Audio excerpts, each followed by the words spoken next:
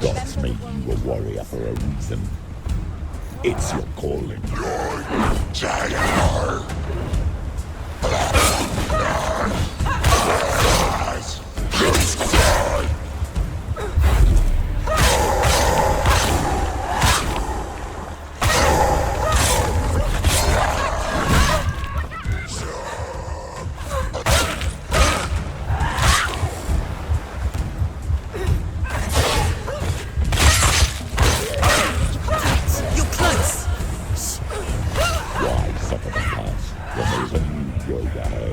The only one that makes any sense.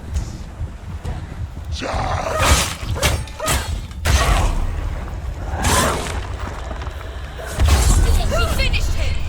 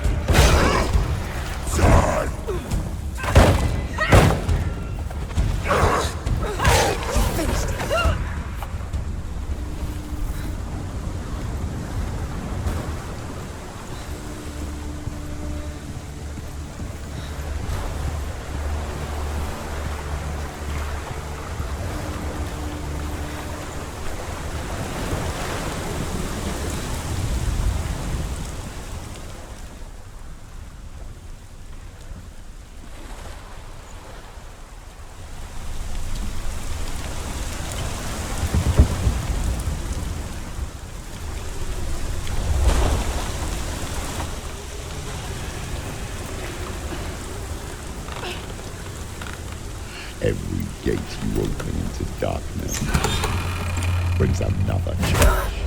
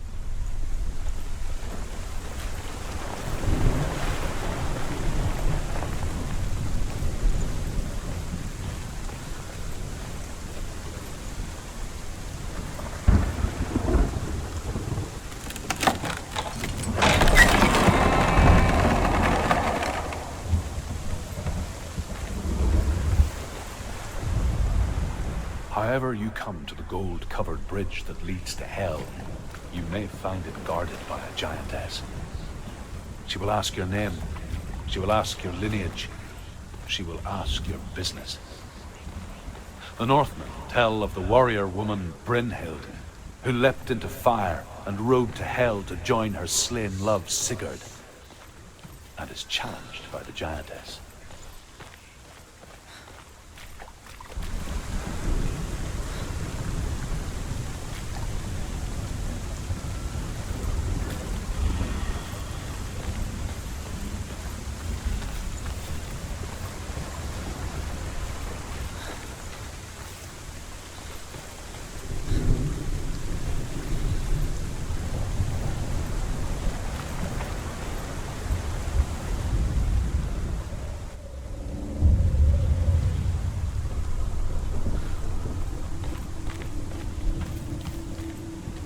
The journey to Helheim is never a straight one. Each must find their own path. Align yourself to its secrets, and you will find yours.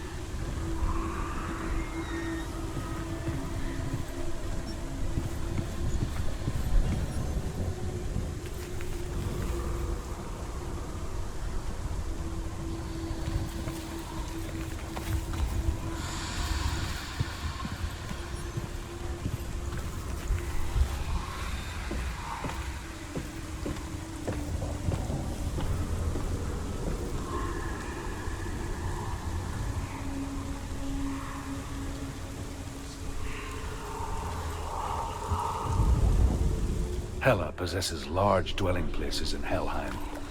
Tall are her walls, high are her gates. The name of her dish is hunger. Her knife is famine. On her threshold all will stumble. Her bed is called sick bed, and her bed hangings are called flames of a funeral pyre. They say she is easy to recognize, half black and half the color of flesh, and her face menacing and grim.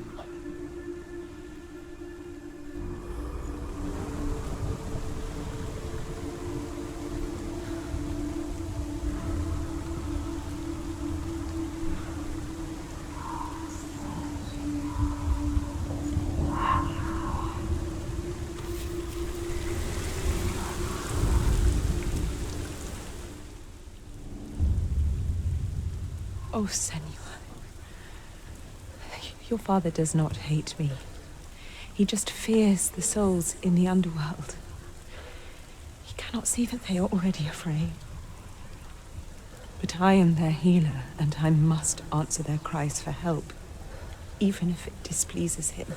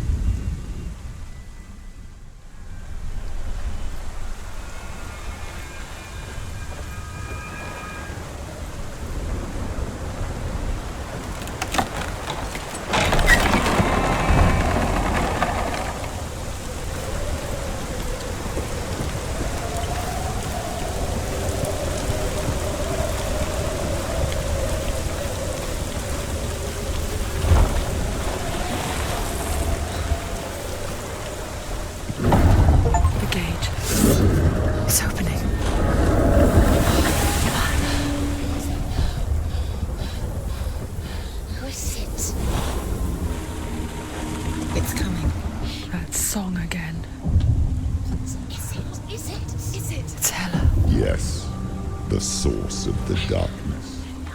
It's coming. This is your moment.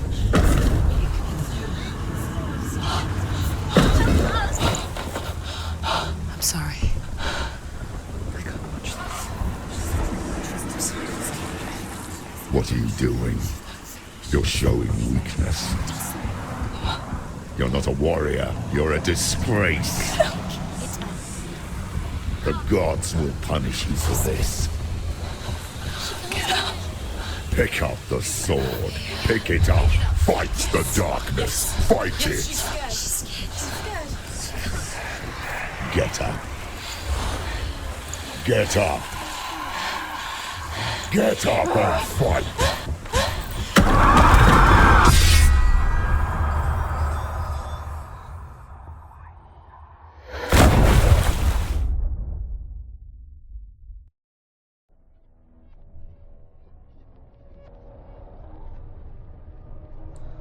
Stormy seas and lost souls. She's dreamt of this before. They say dreams are visions of our memories, thoughts, and fears, as seen by our inner eye.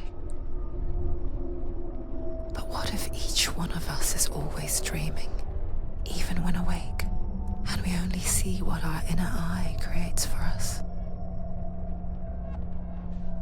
Is this what hell is? A world shaped by Senua's nightmares? Maybe that's why people feared seeing the world through her eyes. Because if you believe that Senua's reality is twisted, you must accept that yours might be too. You failed the gods. You're pathetic. Rotten. Cursed. What were you thinking? Did you really think you could win? How stupid can you be? So stupid. Everyone hates her. She's cursed. The shadow hates. Look at you. A warrior. Worthless. Weak. Pathetic. Go on. Feel sorry for yourself, because there's no one left to do that for you. Everywhere. You failed. What's that?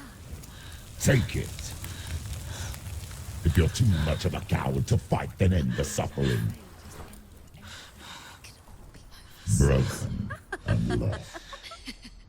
Just like your soul. Come on. Dare.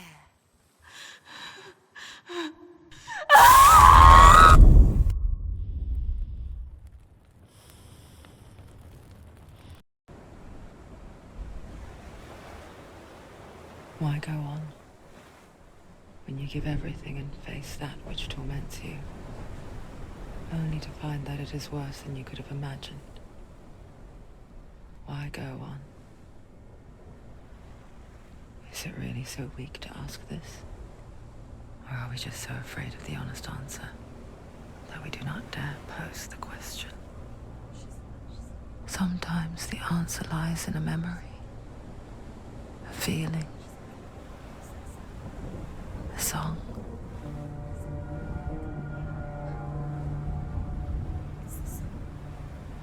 It's not real. It's a trick. It's not real. It's real. Listen to it. Don't give up. Dead It's Not like this. It's not real. It's real. It's a trick. Don't trust it. Maybe you're already dead. Who are you? Do you still believe in yourself? It's a trick. It's a trick. He's already dead. He can't be here. It's impossible.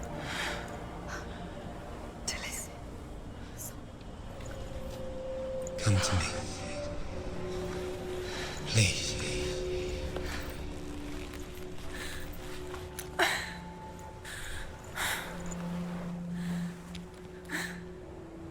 The light.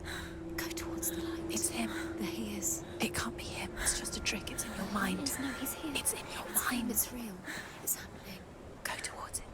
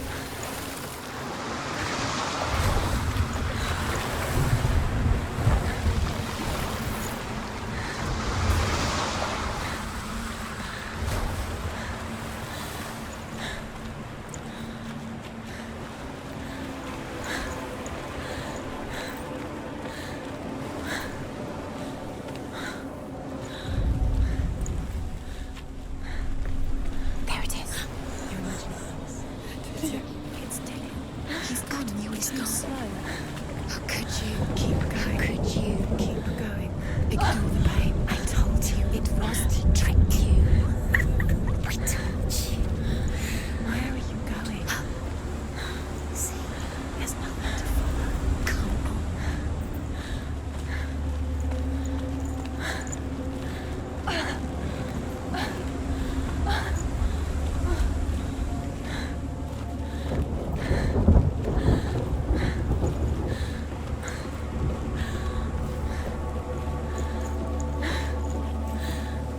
Before she first met him, she was not in a good place. Just a teenager, but not like the others. Barely functioning, she rarely left the house. Her father's in-bell made sure of that. Only occasionally did she venture out on her own, collecting firewood and herbs. Errands out in the Orkney Plains. That was her world. Like this one. Barren and lonely.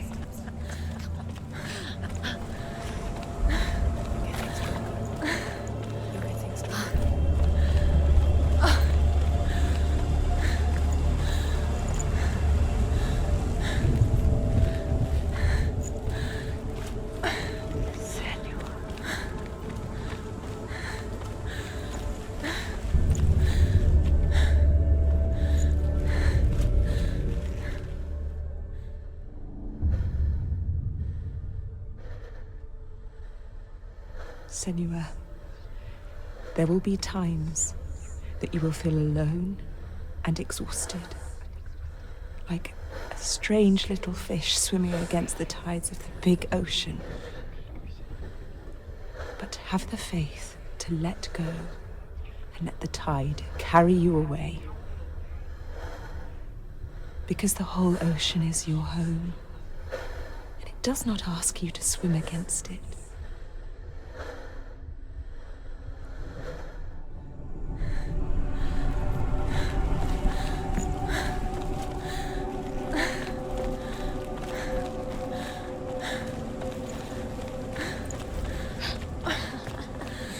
Already disappeared. Nothing lives here, not even you. It's in your mind. You think you can see it, but it's in your mind.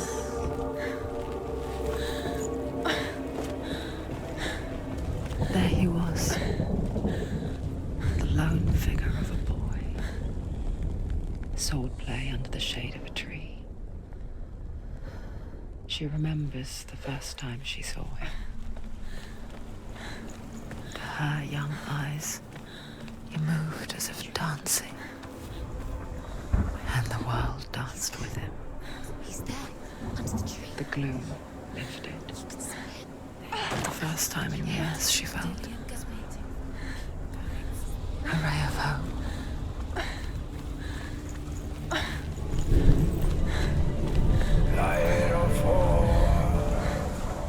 The Northmen tell of a great hero. His name is Sigmund. His father's hall was built around a great tree, and one day, Odin comes and thrusts a sword into the tree, a gift to whomever can release it. Many try, but the sword only comes out with Sigmund's touch. His brother-in-law, King Sigurd, wants it, but Sigmund refuses. So King Sigurd plots revenge. He invites Sigmund.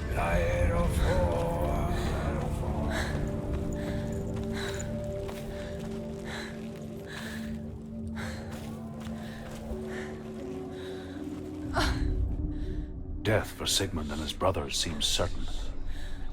But the king's wife is Sigmund's sister, and she begs for mercy and implores the king to chain them up instead. He agrees. Not for mercy, though, but because he plans an even more cruel and lingering death. Chained to a tree in the forest that night, a she-wolf comes and devours one of Sigmund's brothers.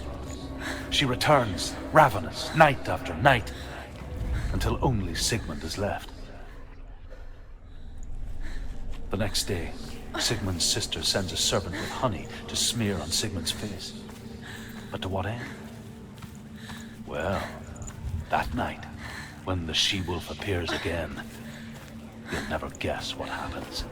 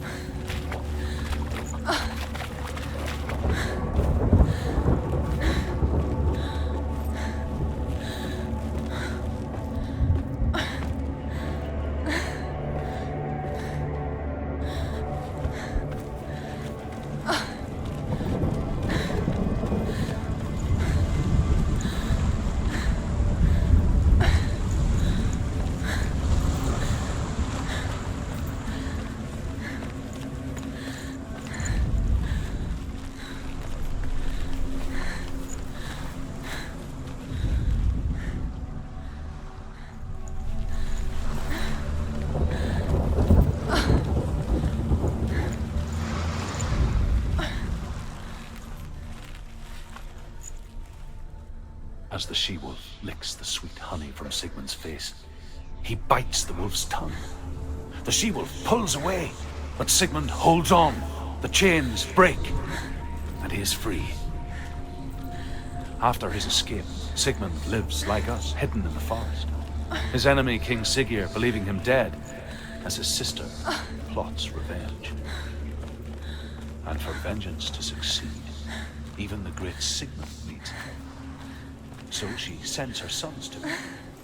But their blood is weak and corrupted. They're put to death by Sigmund. So his sister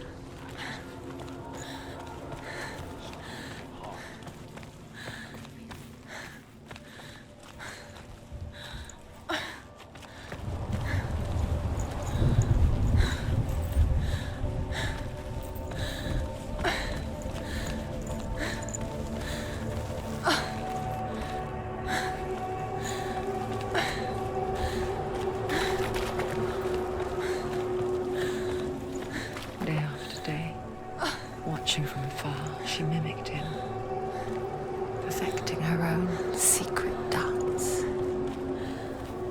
wishing those fleeting moments of light would stretch out to last forever.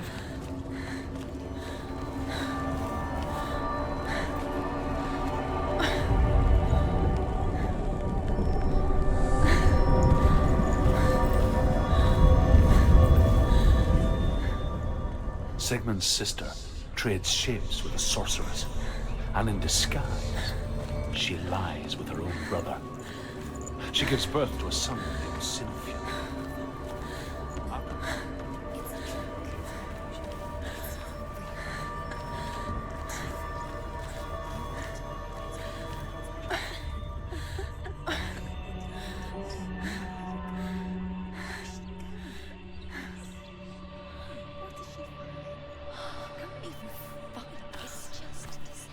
How does he so effortlessly court the world and bliss? If only she could do the same. See the world through eyes anew and dance with it, just like he does.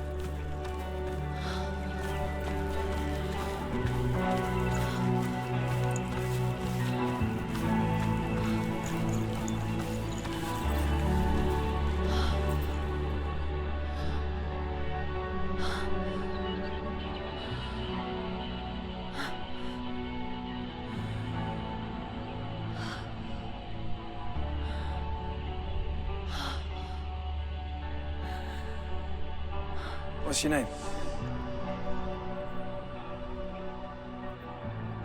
Senua, I haven't seen you before.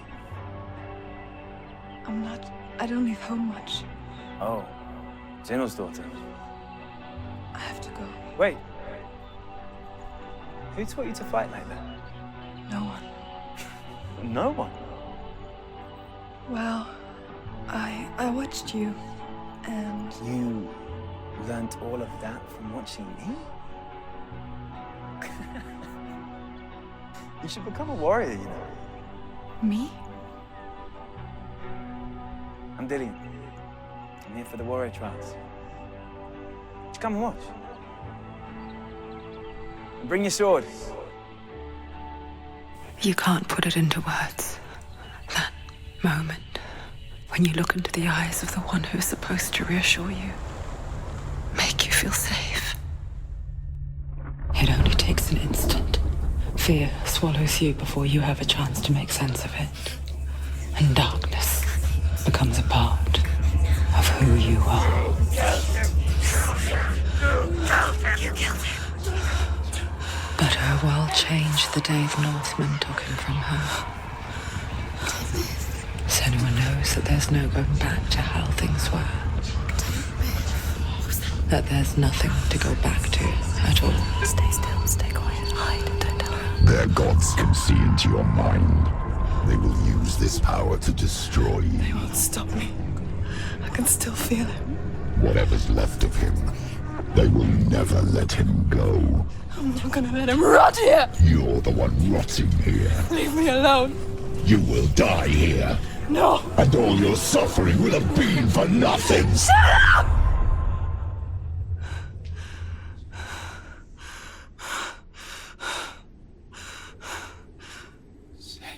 Ryan? Is that you?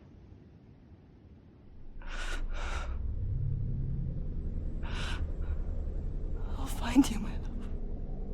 I promise.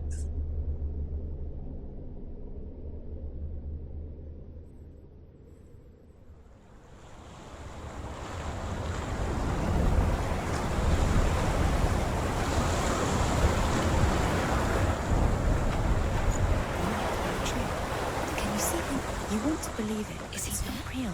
Is he there? You're alone in these mountains. Is that Delia? Nothing lives here. You won't survive. You met him by the tree. She met him by the tree. Maybe it's a sign, the tree. What's he trying to tell you? He's waiting for you by the tree.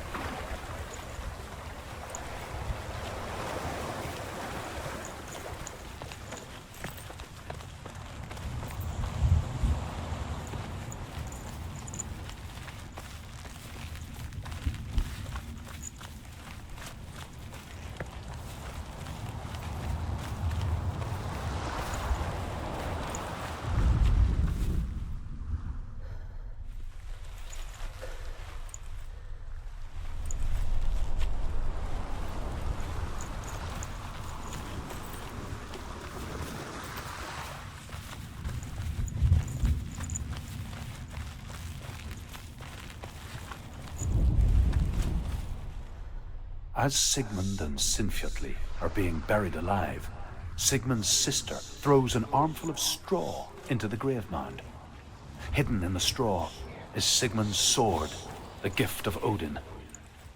They cut their way out of the grave mound and set fire to Siggeir's hall. The king burns to death. Sigmund calls to his sister to come out so that she may live and be honored. She does come out, but only to tell him the truth.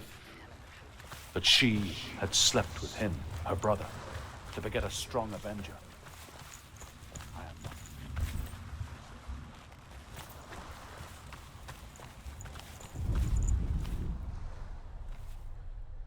And here is the end of Sigmund's story.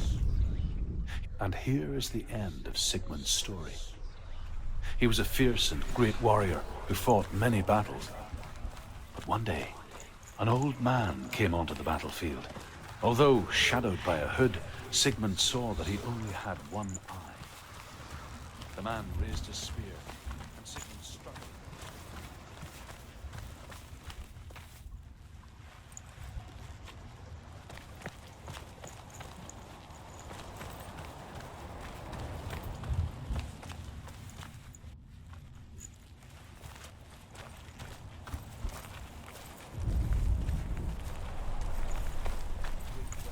Out of the fragments of his sword. Take it. The sword. A sword. Take it. Dillian left it for you. Take it.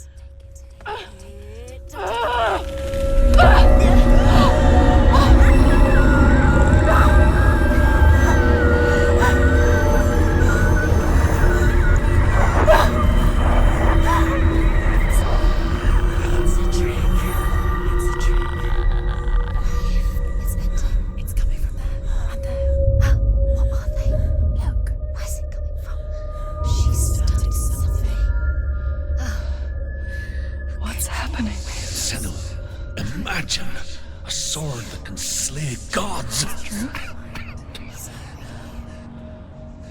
Its name is Gramr.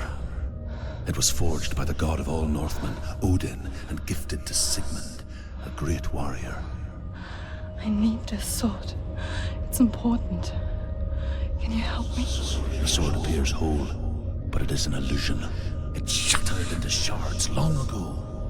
It is said a great warrior can reforge Gramr by answering the trials of Odin, one for each shard. The roots of the Tree of Death will take you to new lands where you will face the trials. Go to the shards. Go to the shard. Go to the shards. What's the shard? Find it. It's the metal runestones. It's in front of you. Find it. The metal. The runes. You need that sword.